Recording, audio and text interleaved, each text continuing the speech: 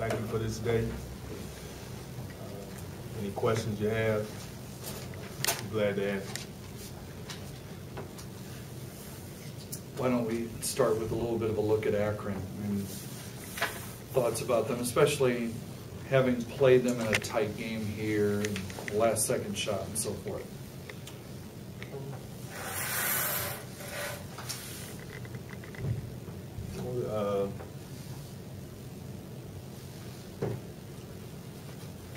They've been really a consistent team.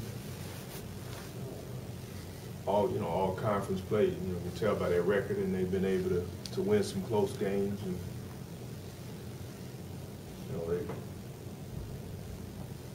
they play a lot of people. They have their depth is a big part of their strength. Is their depth. And, they got a lot of guys that can come in the game and affect the game. Athletic team, and one that has size and experience. So you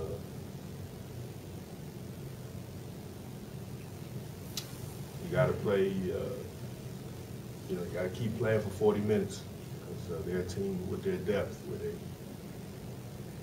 they keep coming at you. Is there a particular reason in your eyes that they are so successful in those tight, close games? I mean, the scores may not show it, but they play a lot of close games. They also come back a lot, I believe. It seems to me they've overcome some deficits during the course of the year. I think they're a team that has had success, past decade or so over the years, and that's something I think that carries over. They're just a team that does, I guess they expect, their expectations are high when they're on the court, so they don't quit.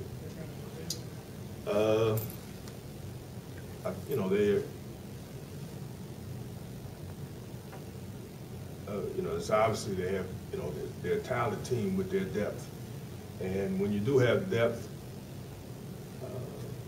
I think in a 40-minute game, if one guy's not getting it done for you, they got somebody else that come up. If you look at their scoring and their statistics, they got 8 or 9 guys that, on any given day can give you double-figure points, make a play. They can come at you in waves, and sometimes, there's going to be games where certain guys maybe not play as well as others. But, you got guys that can come in and pick up the slack, and that's just how they play. Coach Dan Brock, does a nice job. That's just how they play. They've always been a team that's played, played a number of people. So, if one guy is not playing well, or a couple of guys, or a couple other guys are playing well, they always have someone else that can come in and take up the slack. And I think that's always been a strength of theirs. So,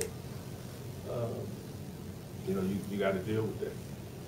With the way the first game ended, do you think some of the players might take a sense of redemption or revenge with them to this game in Akron? Redemption.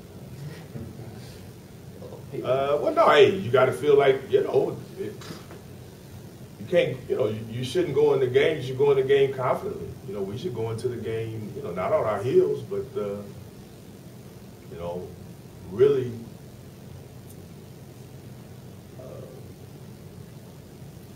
up until the last play of the game, we played as well as anybody. So, I mean, even at the last play, it came down to a non-call, So, yeah, we should definitely go in there confidently, but you got to play. You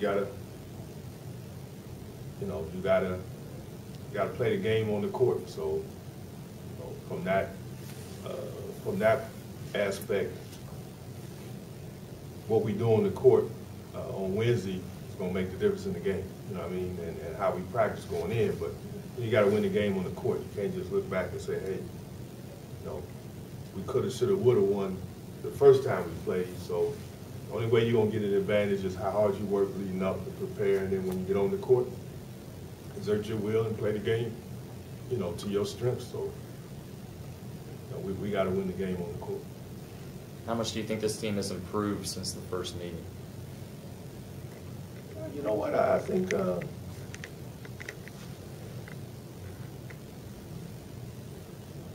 in theory, offensively, the first game wasn't one of our best games. I mean, we've gotten better offensively, and it wasn't one of our better games. I think defensively, them only scoring 56 points, and, I think that, that was a step, that's the right approach. We didn't let them have a big offensive game. We did a nice job, playing against their size. There's some things that we need to stick with, but yeah, we have improved in a lot of areas, but I think defensively we did a nice job, and offensively we had 15 turnovers, and they got 17 points off those 15 turnovers, 17 points off of out of 56. That's that makes a difference. So I think that probably was the biggest difference in the game is we had too many turnovers. So we got to do a better job with the ball. Comment on the energy and just the love of the game that Torian Oglesby seems to bring to your team whenever he's out on the floor. He really epitomizes an energy player. That's a phrase that I hear a lot in the NBA. He's an energy guy. He's a high energy guy. And Torian, when he's at his best, he epitomizes that because his energy and his activity is what you got to deal with. If you don't run the floor with him, he's beating you down the floor for a dunk. If you don't block him out, he's getting to the rim and getting offensive rebound, keeping the ball alive. Just his energy and activity epitomizes that in his game. So,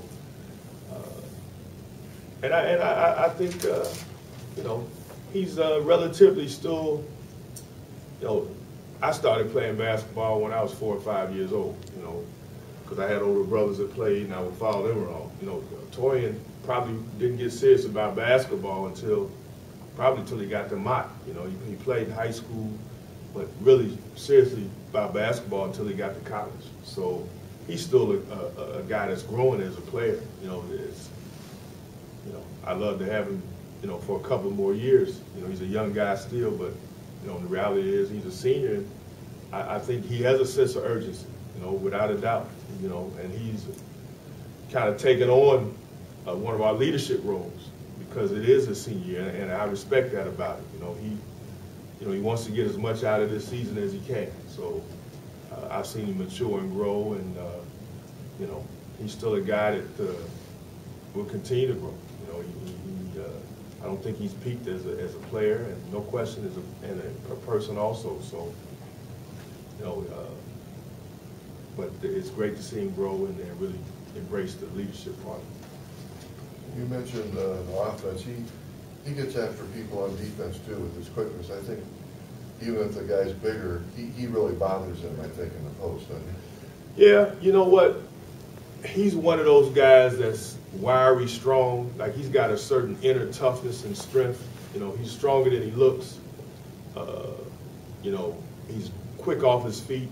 And you're right, he covers ground really well. He moves well. I mean, I have not coached probably a better instinctual athlete, like just a natural athlete. His explosion, his quickness. He just makes up for whatever maybe he falls short or lacks. He makes up for it with his athleticism and quickness. And it's just his experience and knowledge of basketball that really has taken the biggest leap. And I think he did a good job in the weight room and conditioning this summer, which helped him to be more explosive, even more explosive, and become a better athlete. But I just think his his work ethic and his knowledge of the game has grown. And you know, again, like I said, he's a guy that has not peaked, that has not reached his full potential as a basketball player, but he's getting as much as he can get out of his senior year. Coach, would you also talk a little bit about Torian being willing to accept the role and not, you know, and especially a role that's not the 20 shots kind of guy, you know, accepting a role and actually excelling in a role? No, he's not a guy that, you know, other than, you know, I think he likes the dunks. You know, I think that's as glamorous as he gets. You know, I think he likes that. But no, he knows who he is probably better than anybody on our team. You know, I think he took his first jump shot. I seen him take a jump shot against Ohio, I think it was. You know, it was like an 8-footer. I saw him take a jump shot. I was like, yeah. You know, and because he works on it. He works on it. You know, he works on his free throws. He works at things. But he plays within himself, you know, and you know, I think that's a hard sell for some young players. You know, they, like you said, they want the glamour, you know, the glitz of shooting the threes and, you know, behind the back dribbles and, you know, doing the things that a lot of times show up on the stat sheet. And he doesn't mind, you know, keeping the ball alive or taking 1 or 2 shots. It's not going to affect how hard he plays. Some guys, if they don't score, they don't get shots. The energy on the other end is diminished. But with Torian, you know, like I said, the only thing I can see him getting energized over is dunks, you know, and you know, but you know, generally his dunks come at the right time, and they something that he's worked hard to get. So that's why he's such a high percentage shooter and efficient guy. You know, he doesn't take shots he can't make.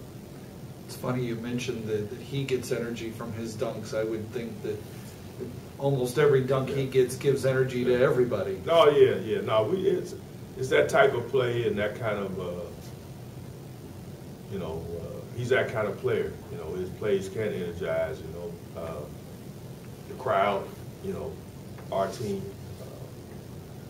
Yeah, no, I think it's a part of his emotion, all those dunks, and it's a way of expressing himself. But again, he doesn't do them to showboat anything. I mean, you know, that's a part of who he is and his efficiency. So, you know, again, he's a guy that gets a great deal out of what he does well, and he sticks to it. So I respect that. I'm doing a story on Terry Weimer, the official, local guy. I know basketball coaches really don't like officials, but is there anything you can say about him, respect him, or is there anything? No, I mean,